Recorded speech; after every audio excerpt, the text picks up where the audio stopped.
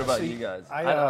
I don't think you even got hazed. Well, no. So here's my here was what happened with me was that the very first, you know, as in golf platoon, there was what, 7 of us new guys. Yeah.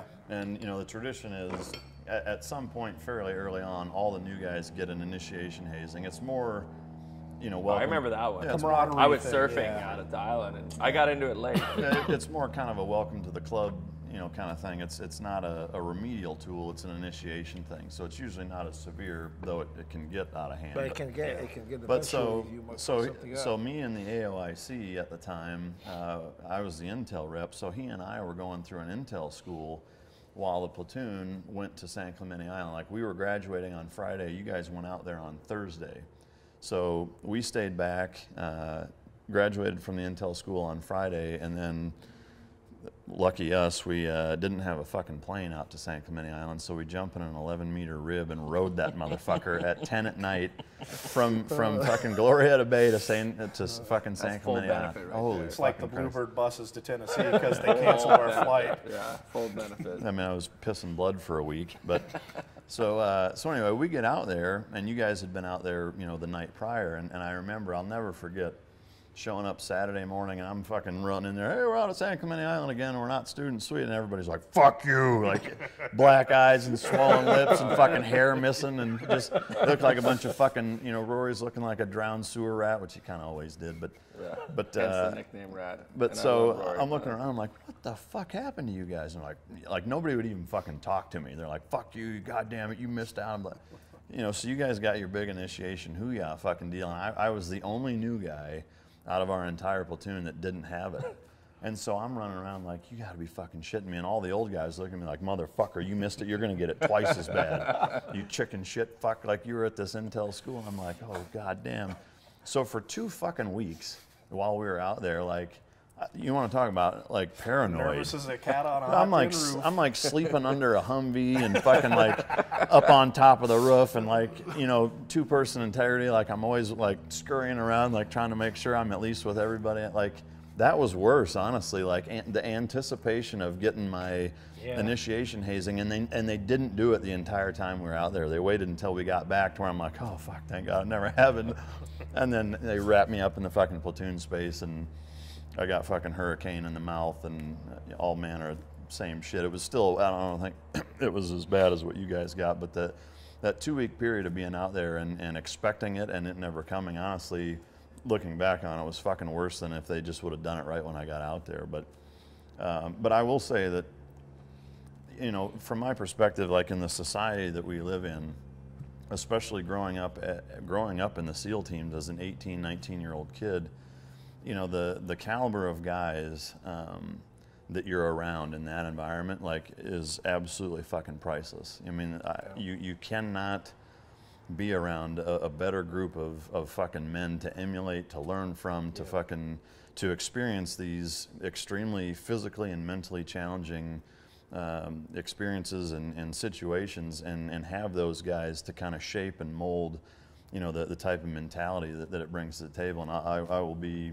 forever grateful, you know, to have been able to experience that with the caliber of men of, you know, our LPO in chief, you know, Tom and Dan, and just all the older guys that had done multiple platoons, and Shane and everybody, just learning the trade craft and you know, how to be a man and how to conduct yourself and take responsibility for your actions, and just to be a part of that at that age. I mean, like I look at our society and how far off most kids that age are from that, and just, you know, how lucky we were to be able to kind of grow up in that. And I think that was a special platoon, man. Mm-hmm. Yeah, that was a special platoon, because I remember probably the biggest regret I had at Team 3 was, I remember having, because we did that first Skull platoon together, and it come back, and I wanted to re-enlist tax-free, because it was a $10,000 savings. And so you jumped ship and went to the other guys. No, but I got the hardcore press from the OPSO, and it was tough. Like I had spent all this time with you guys, and it was the toughest thing I did, and I regret it to this day. Like, I honestly, as much as I, you know, went with Echo to Afghanistan, but they put me in that platoon that needed help. Like, they disbanded it, and they're like, hey, we're going to cut this deal. I'll get you overseas to re-enlist tax-free. But man, that being in that other platoon was It's not the same because you didn't work up with them. It's not the it's same. not the same, and they My, were so dysfunctional. And it seems like every SEAL team, you know, sometimes it doesn't work with the platoons. You got to like rip it apart and rebuild it for the chemistry, and that's what happened. They put me in this platoon, and I was like, it was then I appreciated what a gift it was to like do that Gulf platoon and be with the guys and the quality and the caliber of the men. And the mentorship we had in that platoon was amazing. It was a good. Well, and you guys had the benefit of you had experience in new guys. My first platoon, so I didn't really get a hazing. I got my ass kicked, but like a legitimate ass beating, and it was eye opening for me because it was that same kind of thing. It wasn't a hazing per se because my first platoon was. You were at 8. Right? I was at 8, and so. Which was like one of the first. It was dump 8. It was they got commissioned in October of '89, and I checked in March of '90. I just missed being a plank owner of the command, and just like when they've commissioned each successive, when they did 7 and 10, everybody tries to shuffle their bad seeds out to the new commands, and they've done it throughout our history. You know, it's well documented, and so that was what it was with 8.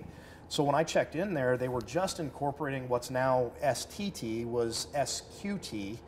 And it was just being SEAL qualification training, and it was just being started up. Which is the advanced. And it was bi-coastal. Training. The West Coast had theirs, the East Coast had theirs. It wasn't a conglomerate thing. It wasn't succinct. It wasn't clean yet. And so they were just starting it. So I checked in right out of jump school, and I was waiting to go to SQT, and there was the guys that graduated 163, a class ahead of me, were already in that program, coming back, and I was waiting to class up when the first Gulf War broke out. So they're like, fuck, we need platoons. And so they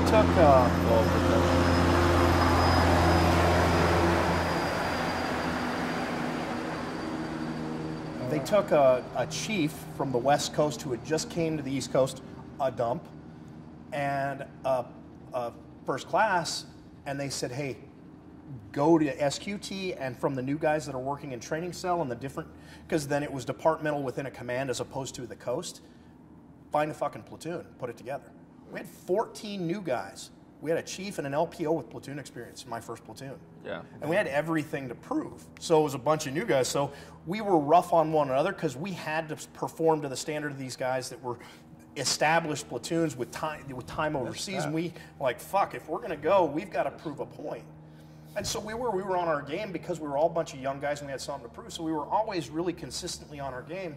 We were developing at the time a program called the Tethered Duck Program, where you're launching a boat out of the side of a helo, and it was basically on a fast rope. And we were trying to develop that system, how to fold the boat so it would fit with your guys and all that shit. And we were good at it, and we'd been doing them for like fucking 3 or 4 weeks, and we were down in. Actually, we heard about this thing. We never done it in Team 2, but we heard about it. We were. It was pretty well developed program. We were doing them down in the platoon chief we had he was a rigger. He was a West Coast rigger. He'd done a ton of time in Subic, and so he was good on the air stuff. So hey, you need to make this shit happen. And so we're in Cocoa Beach, Florida, out of Hurlburt Field, and we're working our asses off. And we've been doing these things for like 2 weeks straight, and we're good at it. And he's in his khakis doing, air ops briefs, fucking chief, fucking decorated chief, fucking, and I'm out with another guy in the platoon that he got the shit hazed out of him. But at any rate, we're out there in, old UDT shorts and no shirts, fucking washing boats and getting shit ready for the next iteration. He comes out and he's like, hey, I got another brief to go to. You need to do this. And I've got a hose and I'm fucking spraying a boat. And I'm an idiot. And he says, hey, tighten that boat up. That needs to be changed and you get on that. And I'm like, yeah, I got it. It's like, do what I told you to do. And I got a hose in my hand and I think it's going to be funny. And so I'm like, yeah, I got it, Chief. And I fucking start spraying him with the hose. And he's a big boy. We called him Buckethead. He was 6'4" and probably 240. And all I see is this big fucking fist come over the spray of water right in the grill. And in khakis, he took the hose away from me and beat my ass. Like, he didn't rough me up. He punched the shit out of me until I was like, I'm done. I quit. He's like, now fucking do what I told you. And he tucks his shirt back in and goes to an air brief. There's 3 squadrons watching this chief just beat the shit out of me. Like, in public. No hiding. No, we're going to go behind the fucking mill vans. None of that. Just kicked my ass, Like, now do what I fucking tell you when I tell you to do it. Went back to work. Like, Change the law. maybe I should stop lipping off sometimes. There's another lesson That's learned. another lesson learned. Yeah. There needs to So be, you're right. there I needs think to be this is more. the it changed now.